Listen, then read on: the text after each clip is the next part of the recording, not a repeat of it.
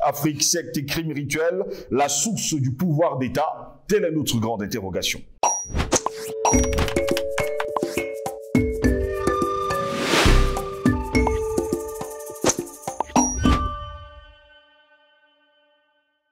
Mesdames, Messieurs, bon après-midi, bienvenue à toutes et à tous à cette autre édition de Parole panafricaniste.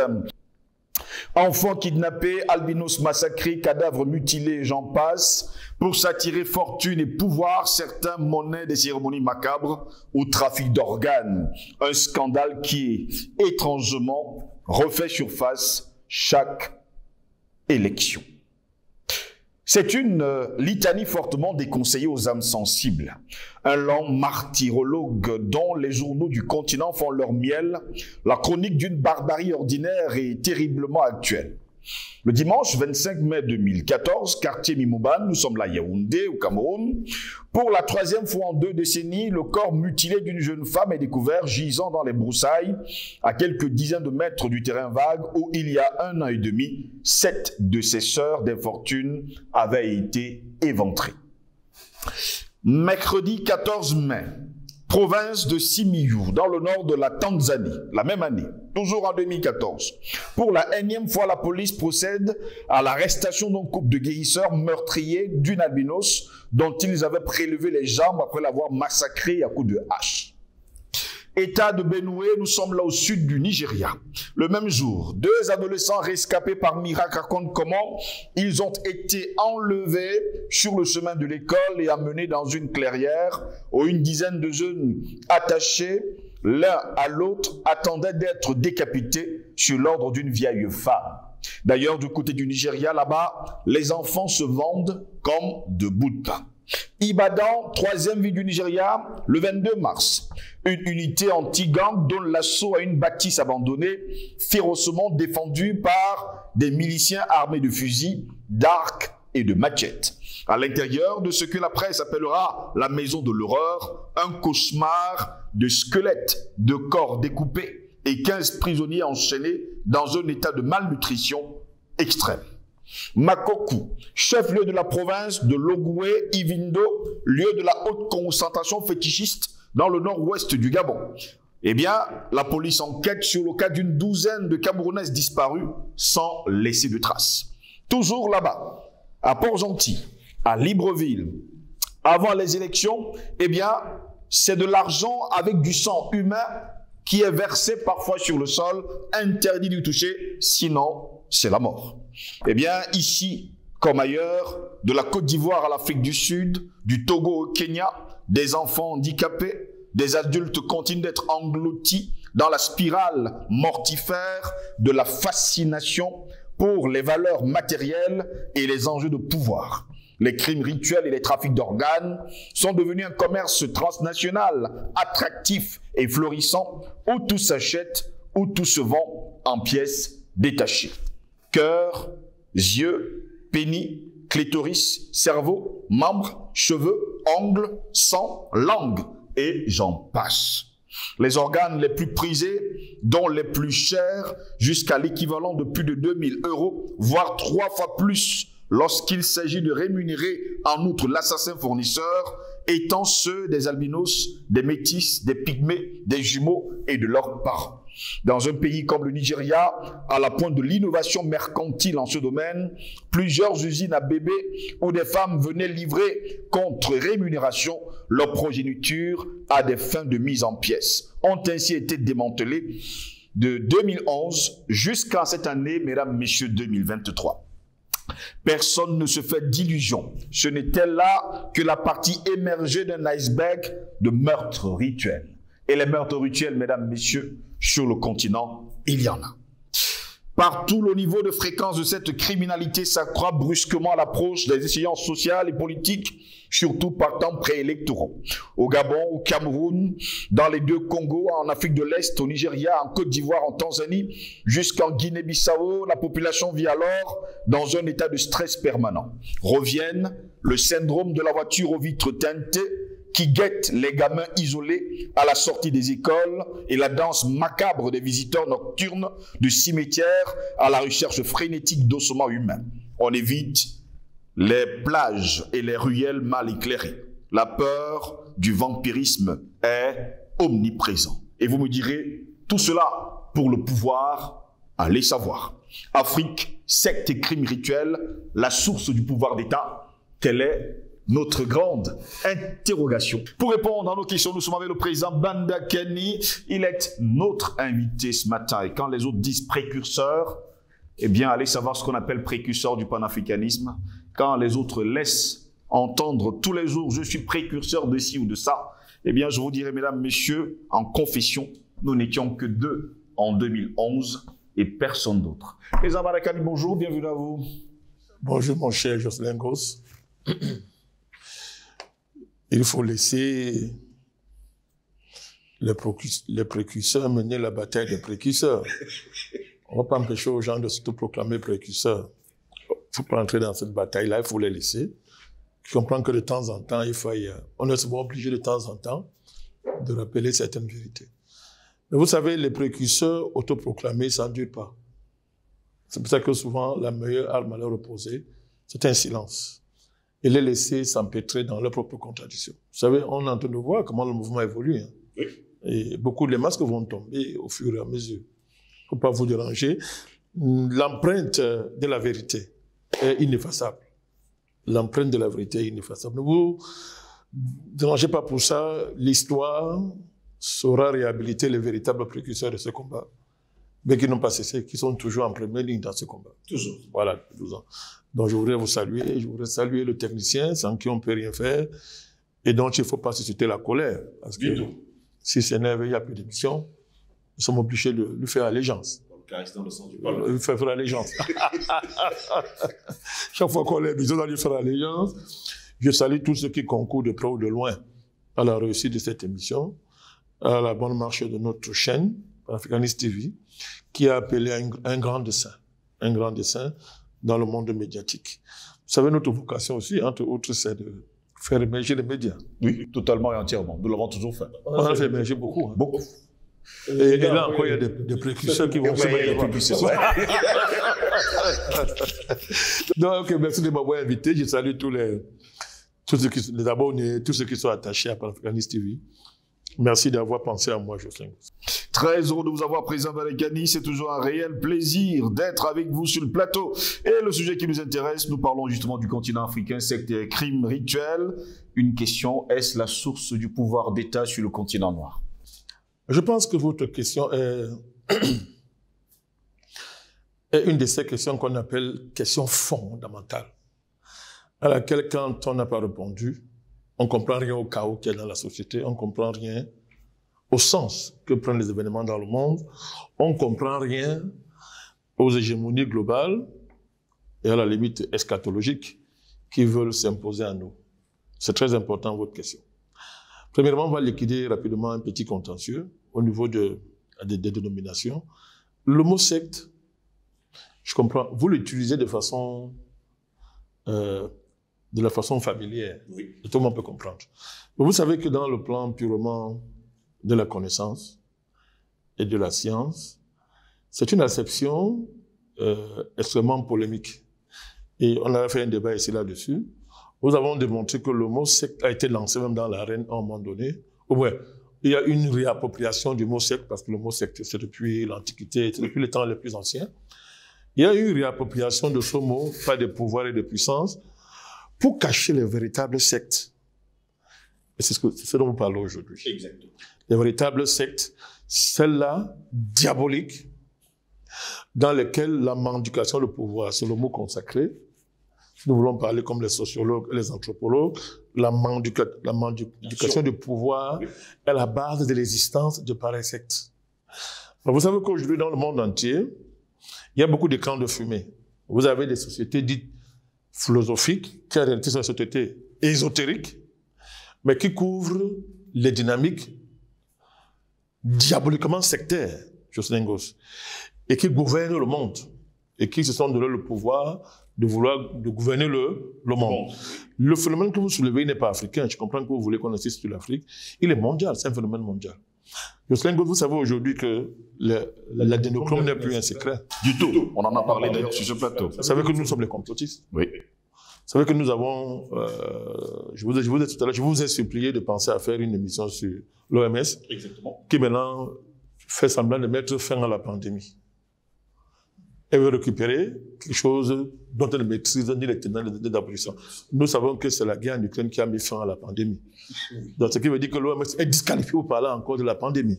Vous voyez comment elle est dans une dynamique extrêmement destructrice de l'humanité aujourd'hui.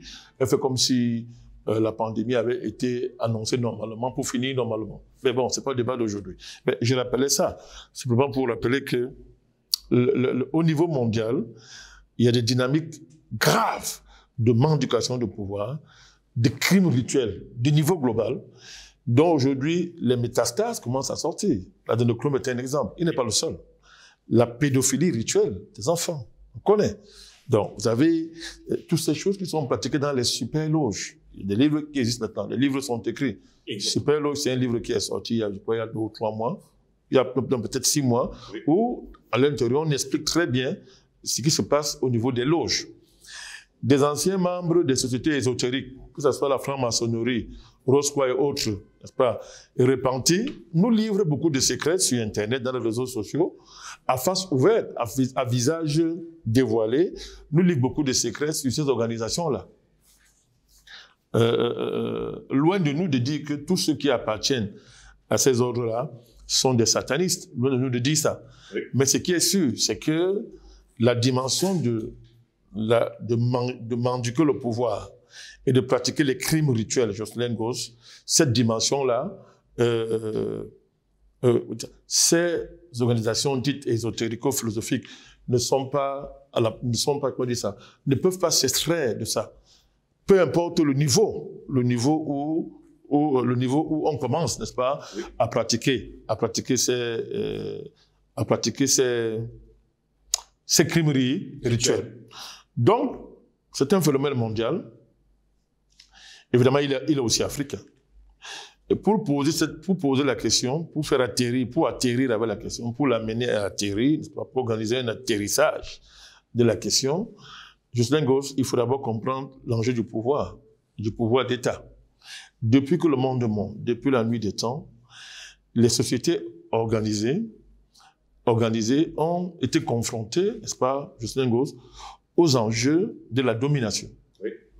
Et l'enjeu de la domination, c'est toujours confondu avec la volonté de comprendre les origines du monde. La nature est composée d'éléments qui de temps en temps se déclenchent et sont violents. Et ces éléments-là peuvent menacer même la vie de l'être humain. Exactement. Menacent la vie de l'être humain. Et depuis très longtemps, l'être humain a développé des savoirs, des connaissances qui lui permettent de gérer la nature, de la maîtriser dans une certaine dynamique, mais surtout d'expliquer le monde et à partir de cette explication, maîtriser le pouvoir.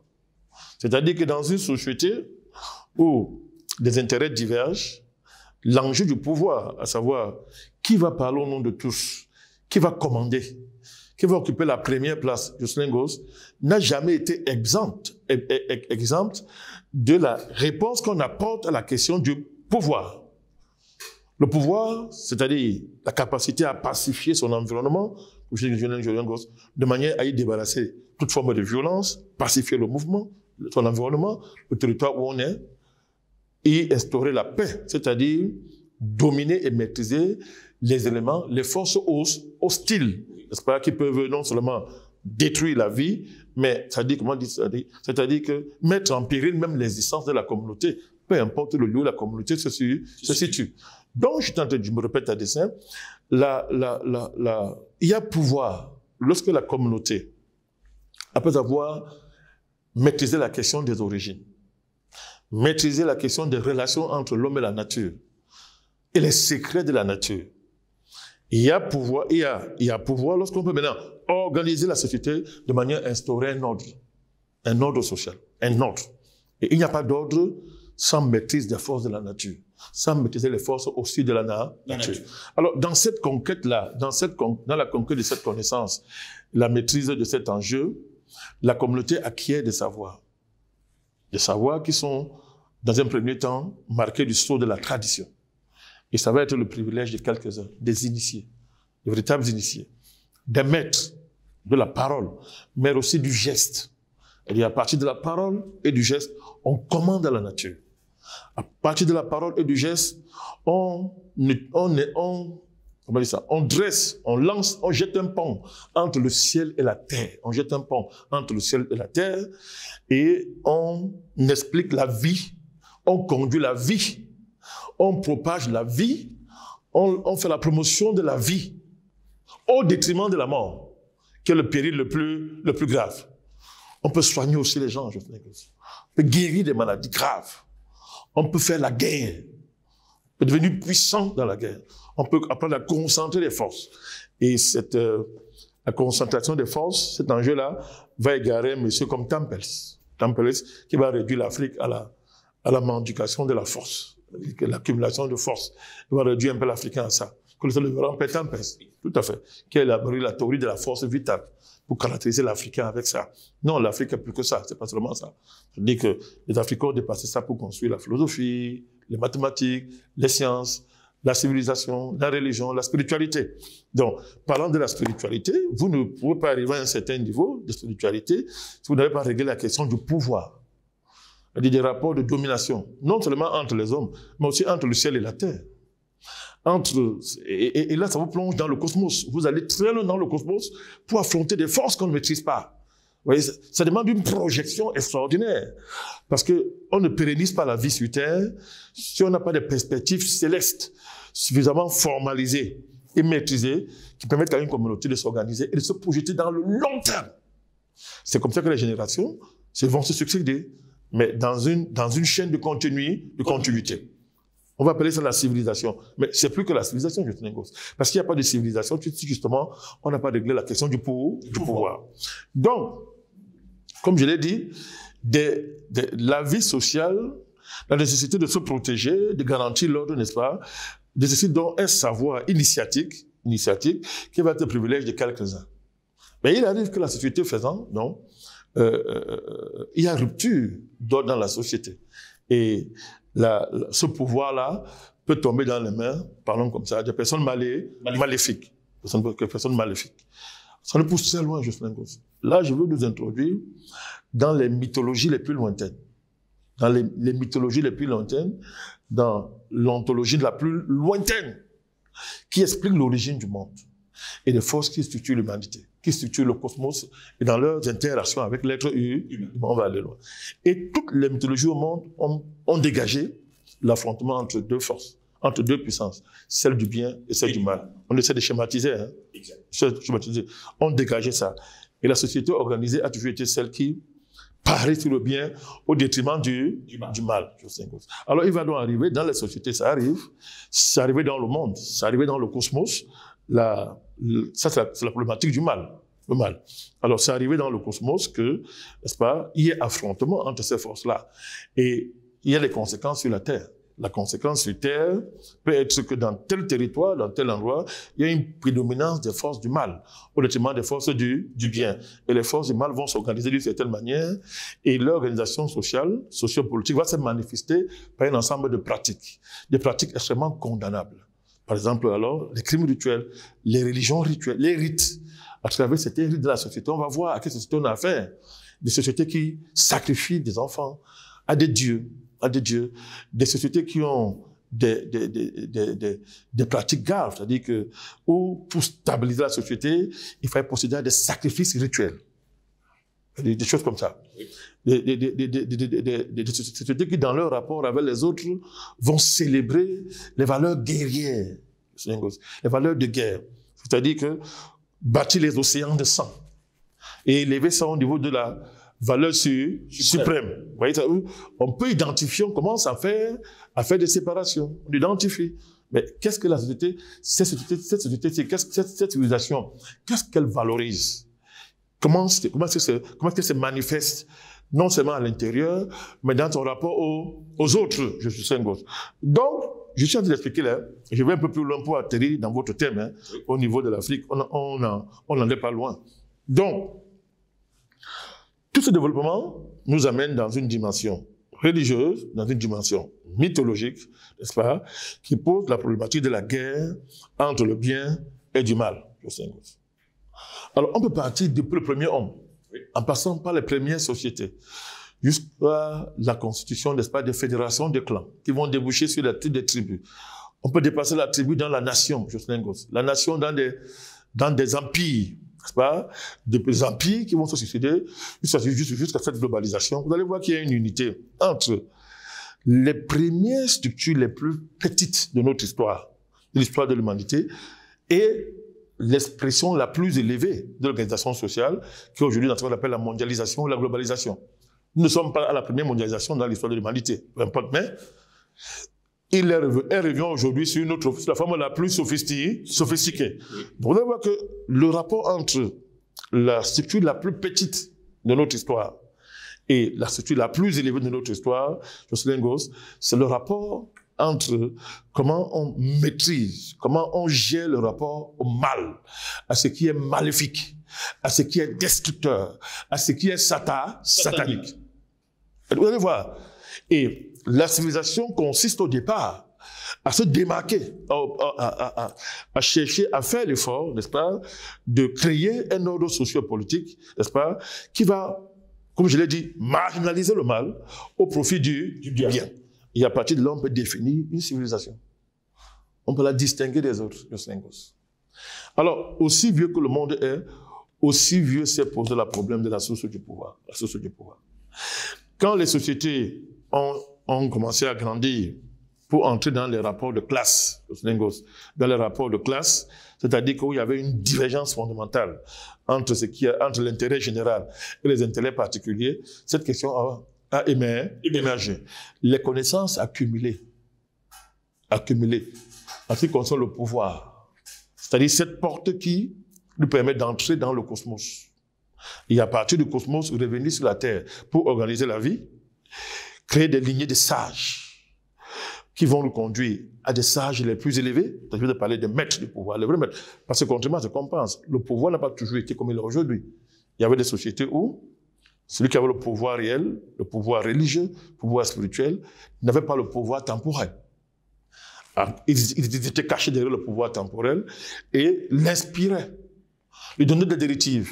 Et il régnait par leur prestige spirituel, leur puissance spirituelle, leur beauté spirituelle. Il nourrissait et fécondait le pouvoir temporel.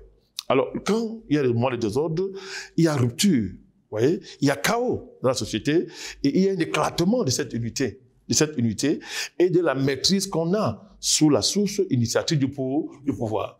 Alors, la guerre entre le bien et le mal va se traduire dans ce moment-là par le fait que la société peut tomber entre les mains de ceux qui mendiquent le pouvoir dans le sens maléfique ou bien dans les mains de ceux qui mendiquent le pouvoir dans le sens positif, parlons comme ça.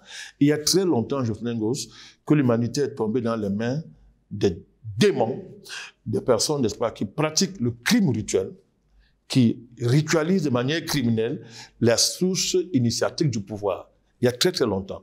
Et l'héritier de cette perdition, c'est l'Occident. Qu'on s'entende bien. Il ne s'agit pas d'angéliser l'Afrique. Oui, non, on vous comprend parfaitement. L'Afrique a géré ça. L'Afrique a géré ça. Il faut le dire. L'une des raisons les plus cachées de la chute qui nous a frappés, ça a été ici aussi, à un moment donné, l'incohérence qu'il y a eu entre la dévolution du pouvoir et les valeurs, non seulement les valeurs, mais aussi la source initiative du pouvoir. C'est-à-dire, à la fin, les forces négatives, pour schématiser les choses, avaient pris le pas sur les forces positives. Une étude sérieuse des sociétés africaines vont traduire ça. Mais jamais en Afrique, on avait élevé le mal, élevé la déification du mal, sa sacralisation, au niveau aujourd'hui, n'est-ce pas, que l'Occident a, au niveau où l'Occident est arrivé. Oui. Je précise encore là-dessus que quand nous parlons d'Occident, il ne s'agit pas d'une race. Même comme la race blanche, on est obligé d'utiliser ce langage, domine la constellation qu'on appelle l'Occident, mais quand nous parlons de l'Occident, il s'agit de toutes les races. D'ailleurs, l'évolution du monde est en train de prouver que manière fondamentale, c'est pas une affaire de race. Vous avez des Chinois qui travaillent contre la Chine, vous avez des Africains qui travaillent contre l'Afrique, vous avez des Indiens qui travaillent contre l'Inde, vous avez, même en Europe, en Occident, parlons comme ça au niveau de la race blanche, vous avez plein, n'est-ce pas, de personnes en Occident qui ne partagent pas ce qui se passe là. Et qui aujourd'hui se rendent compte que, mais en plus, ils sont les esclaves, qui n'auraient pas dû esclavagiser, qui n'auraient pas dû coloniser, qui n'auraient même pas dû néocoloniser, qui n'auraient même pas dû globaliser, car en fait, en dernière instance, mais c'est eux aujourd'hui qui sont des vrais esclaves de l'humanité. Les peuples occidentaux le comprennent aujourd'hui. L'expérience du Covid est en train de nous le prouver. Donc, Jocelyn Gosse, parlons comme ça, depuis la chute de l'Égypte antique, pour prendre cette référence-là, la gestion initiatique du pouvoir, Jocelyn Gosse, a connu une accélération de sa perdition qui a fait qu'aujourd'hui, les connaissances initiatiques sont tombées dans les mains d'ordres. Des ordres, n'est-ce pas, qui ont su se cacher pendant très longtemps, ont revêtu des masques, mais qui pour la plupart aujourd'hui, n'est-ce pas, opèrent dans des sociétés secrètes où, n'est-ce pas, on pratique le crime rituel, où on pratique, n'est-ce pas, la ritualisation du pouvoir pour conserver le pouvoir d'État, pour, moi, ça, dominer les sociétés sur le plan politique. Donc, commençons par voir. Vous allez voir l'organisation des sectes, ce qu'on appelle aujourd'hui l'empire financier. Si vous prenez aujourd'hui l'organisation de ce qu'on appelle l'empire financier, c'est-à-dire les grandes familles qui exercent le contrôle sur l'argent dans le monde. Vous allez voir que ces familles-là ont un lien profond avec certains ordres ésotériques qu'ils ont unifiés dans ce qu'on appelle les super loges. Mais ce qui est grave, c'est que ces grandes familles-là contrôlent aussi les grandes religions, ont infiltré les grandes religions à des niveaux très élevés, où ils réussissent à placer au sommet des grandes religions des personnes qui sont sous leur coupe. Et à ce niveau-là, c'est à ce niveau que les pratiques au haut niveau, les pratiques rituelles de haut niveau sont faites pour le contrôle absolu non seulement de chaque être humain sur la Terre, mais aussi le contrôle de toutes les sources de savoir initiatique, y compris les sources traditionnelles africaines. À un certain niveau même. Allez, je vous dis que l'infiltration est à un niveau où aujourd'hui il faut faire attention à beaucoup de sociétés. Des sociétés qui se présentent comme étant les garants de la pureté traditionnelle africaine. Vous faites très attention. Souvent, quand vous grattez derrière, vous allez trouver, n'est-ce pas, cette macro-organisation globale, comme je vous ai dit, qui maîtrise ce que j'appelle les sources initiatiques de la dévolution du pouvoir, de la domination. Ils dominent ça, mais ils savent bien se masquer, se cacher. Un pays comme le Cameroun, pour être plus concret. Vous avez cité beaucoup de pays en Afrique, mais un pays comme le Cameroun a été le théâtre des crimes rituels qui ont commencé depuis les indépendances, même avant, et qui n'ont jamais cessé, jusqu'à aujourd'hui. Le maître de Martinez Zogo, il a lu que ça a pris, est le dernier acte, mais c'est une très longue chaîne. Et ces crimes-là ont la particularité de ne jamais être élucidés. Si vous voulez les élucider, vous entrez dans la profondeur de l'État. Cette profondeur mystico-initiatique, ésotérique, où justement il est question de sacrifices de haut niveau. De sacrifices de haut niveau, où la mendication du sang, de la chair, des organes vitaux, sont la condition de l'accumulation de la puissance qui permet d'être le premier, ou bien d'avoir accès au cercle fermé de l'élite. Dans ces ordres-là, dans ces endroits étranges, l'homosexualité se confond avec des orgies, et les orgies se confondent avec des actes de prêtrise initiatique où on mélange le sang, n'est-ce pas, avec la chair, et ça devient des repas initiatiques qui confèrent à ceux qui le mangent la puissance et le droit de parler en premier. On peut aller même plus loin. Vous avez des gens qui, dans les sociétés africaines, c'est pratiquement aujourd'hui en Afrique, la confusion entre l'homme et l'animal.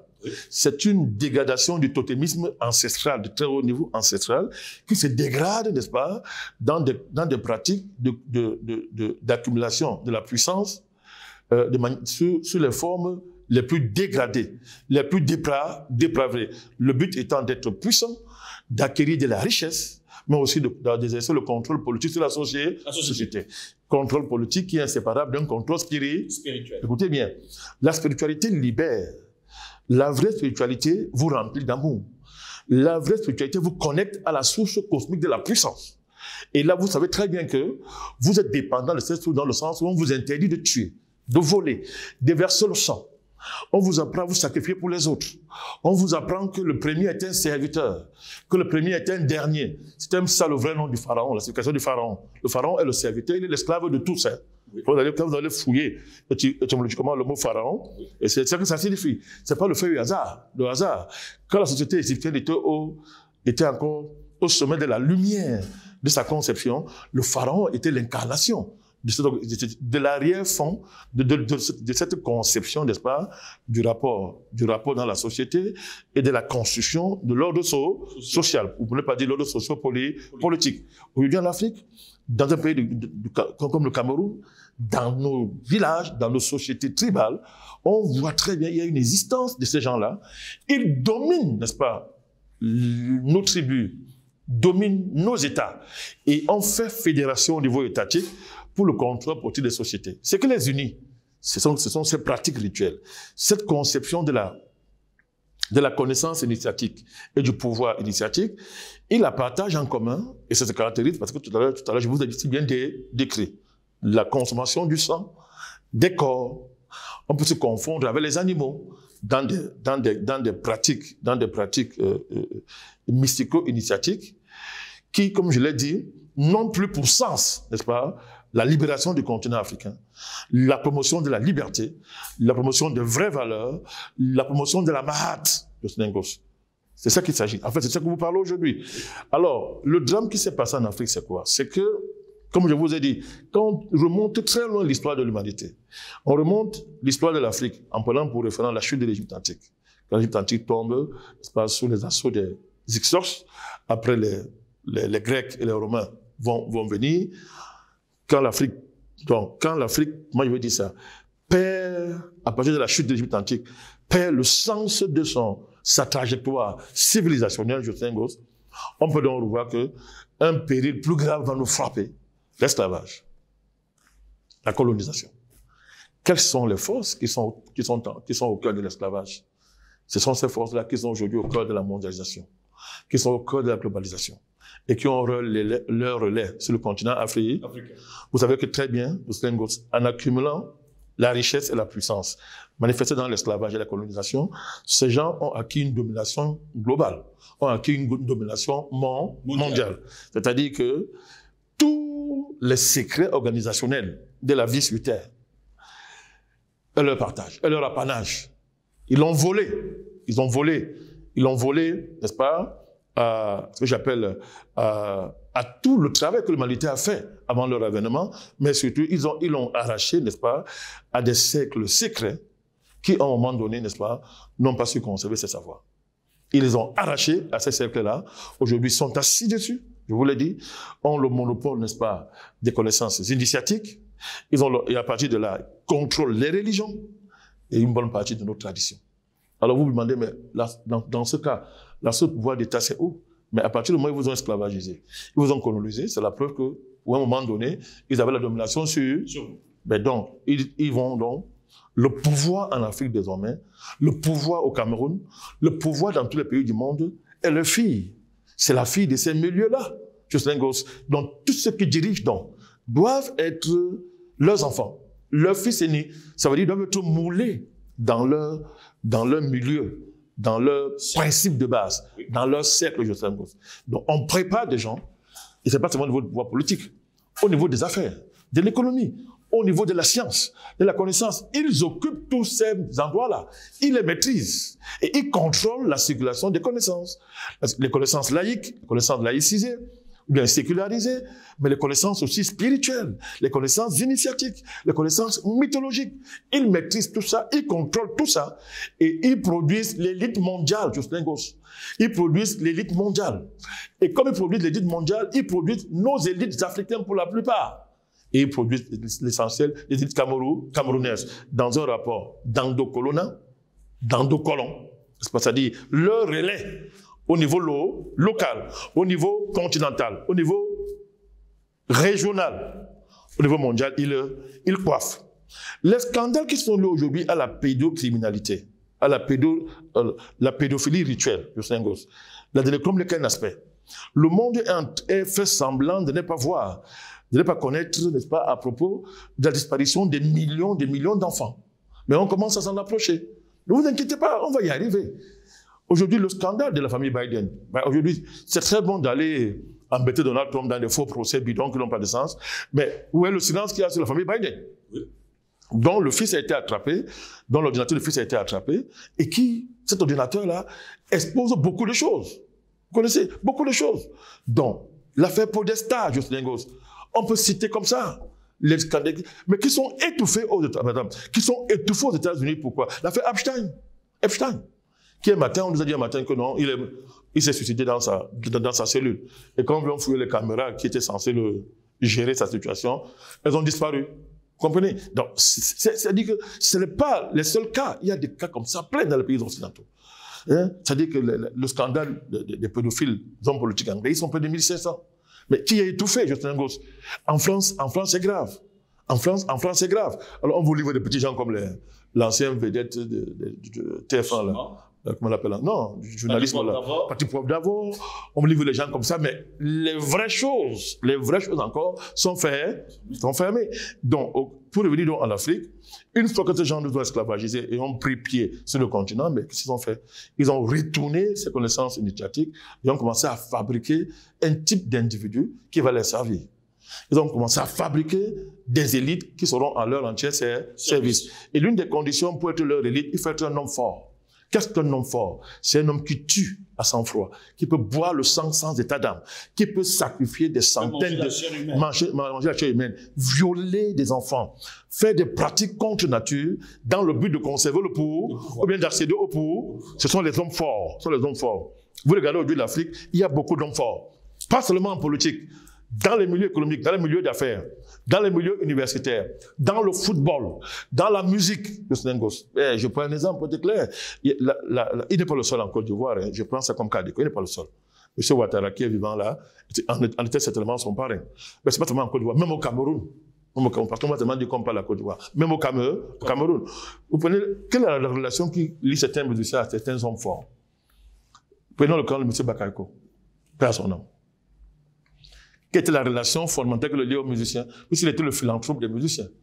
Vous voulez pas observer une chose dans le monde? Tous les philanthropes sont toujours des initiés. Tous les grands philanthropes, ils appartiennent toujours à des ordres initiatiques de ce type-là. Dépravés. Où on ne joue pas avec la violence, le rapport de violence qui doit lier l'homme fort au pouvoir. Et qui se traduit, mon cher Jocelyne Gos, comme je vous ai dit, par la maîtrise du sang, de la chair, le contrôle sur des pratiques interdites, violer les tabous. C'est pas tout le monde qui viole les tabous, vous savez. Oui. Pas tout le monde n'est pas appelé à violer les tabous. C'est vrai que dans les traditions africaines, le tabou est sacré. Parce que le prêtre, ou bien le sage qui gère les tabous, il est pur. Il est puissant, mais il n'exerce pas sa puissance. Il est celui qui concentre la puissance pour que celle-ci ne soit pas exercée de manière négative dans la communauté. Et il est l'incarnation de la morale. Il est l'incarnation de la vérité. Il est l'incarnation de la beauté, de la bonté et de la vérité. C'est un Dieu personnifié, Justin Gos. Et puis, vous avez vu, observez bien notre histoire, ces sages ont disparu. Certains se sont retirés, mais ils ont beaucoup disparu. Ils ont été remplacés par qui? Quand les démons sont arrivés, quand les méchants ont pris le contrôle de la chose, depuis très longtemps, et avant l'avènement de l'esclavage, jusqu'à l'esclavage, regardez aujourd'hui, ces portes spirituelles, ces écoles spirituelles, ces écoles initiatiques, elles sont sous la coupe de qui? Des méchants. Des méchants. Alors, le mot est trop générique. Des méchants qui prennent la forme d'esclavagistes et leurs complices en interne, de colonialistes et leurs complices en interne, des néocolonialistes, des mondialistes et des globalisateurs. Mais Jocelyne Gos, ça marche pourquoi? Parce que comme je vous ai dit, ils produisent l'élite nécessaire à la reproduction sociopolitique de leur projet. Cette élite-là, je le répète, sont des hommes forts, c'est-à-dire qui ont manduqué le pouvoir. Manduquer le pouvoir veut dire devenir comme Satan, devenir un monsieur imperturbable, sans état d'âme, qui, pour des objectifs précis qu'on l'assigne, peut massacrer tout le monde, peut créer des guerres, pour accéder au pouvoir, mais en fait être un paravent des puissances dont il sait de masse. Regardez M. Macron en France. Voilà un monsieur qui vous dit qu'il est plus intelligent que tous les Français. C'est-à-dire que la France brûle, son projet passe. Vous voyez comment il n'a aucune sensibilité humaine. Il est froid. Et à quel âge? Son cas est partant passé. À quel âge? Ce monsieur-là, c'est à 40 ans qu'il prend le pouvoir, non? Hein? Vous voyez? Il dit que voilà le jeune. Voilà, c'est pas un hasard. Mais on connaît l'histoire de M. Macron. On connaît qui sont ses parrains, les Rothschild. On connaît qui sont les Rothschild. J'ai déjà eu à dire que c'est la famille la plus maléfique, l'une des familles les plus maléfiques de cette terre. Les Rothschild. On sait, ce sont les parrains de M. Macron. Il est leur propriété privée. Donc, vous voyez, pourquoi on ne se parle abstrait? C'est comme ça. Vous prenez Joe Biden, vous prenez Ursula von der Leyen, vous prenez le Trudeau, vous prenez tous ces dirigeants européens, vous prenez leurs relais africains. Regardez nos dirigeants, ils appartiennent à quoi? Quand vous regardez des dirigeants, quand vous voyez les réunions d'une certaine organisation ésotérique, vous connaissez pas comment faire de la fixation. Mais tout le monde comprend de laquelle je parle. Ces réunions sont sur Internet. Nos dirigeants, ils mettent des habits religieux, des habits initiatiques, ils vont dans ces endroits-là, ils signent des pactes et ils prêtent serment que l'intérêt de leur société initiatique passe avant ceux de leur pays. Mais quand vous regardez de leur pratique du pouvoir, est-ce que vous êtes surpris? Non. Vous voyez très bien ce qui est en train de se passer. Quand vous voyez les pratiques des élites qu'eux-mêmes génèrent, c'est vrai qu'au Cameroun, il y a un monsieur qui a dit qu'il est la créature du président Biya.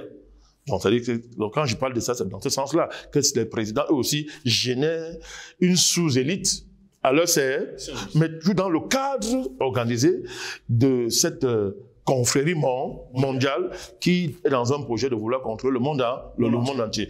Regardez leur pratique du pouvoir, regardez leur rapport à l'argent, regardez les gestes, les réunions dans lesquelles ils participent, regardez leur fraternité au niveau mondial, et vous aurez tout compris, Jocelyn Gosse. Donc, les crimes, malheureusement, en Afrique pour l'instant, mais c'est en train de changer. Il ne faut pas être pessimiste, c'est en train de changer. Cet ordre-là est en train de se renverser. Mais pour l'instant, au niveau politique, la domination encore de ceux qui ont pour source de leur pouvoir d'État ces cercles obscurs, leur domination est encore de manière provisoire patente sur le continent. Merci à vous, Président Badakani, d'avoir répondu à nos questions. Mesdames, Messieurs, c'est ici que s'achève cette édition de Parole panafricaniste. J'insiste encore, vous n'avez qu'à liker encore et encore, voyez le pouce, liker, partagez au plus grand nombre. Et ainsi, Panafricaniste TV sera connu de par le monde. Bonne journée à toutes et à tous.